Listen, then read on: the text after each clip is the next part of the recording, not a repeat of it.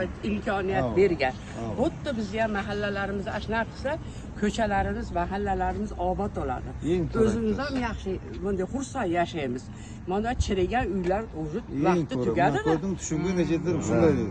Endi biz xafa bo'lmaymiz. Biz omadingizni bersin. Ammo biz 4 kishi, 5 ta xo'jalik bitta uyda yashaymiz. 3 sotiyda. Ashularni yerda qoldirmasdan, ko'chada qoldirmay joylasangiz, minnatdan rozimiz. Nima qilsangiz? Nima o'zingiz uchun emas, davlat uchun, odamlar uchun, el uchun bo'layotgan ish. Hammamizni xursand qilib, rozi qilib bir yerga joylasangiz, biz yashaveramiz. Biz hozir kema bo'yicha, Sider bo'yicha atayimda men o'rinbosarim bor, Satar oldidan. Ertengdan boshlab ishni boshlaydi.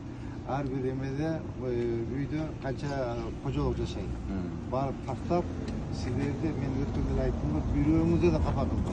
Buyruğumuzda da barыңızda o'sha yerdan eğer bir kishiniki 3 sotik yerda 3 semiya jasaysanglar, 2 semiya jasaysanglar, barыңızda albat ko'chilib bilan qamыс qilamiz, o'sha jashaysizlar.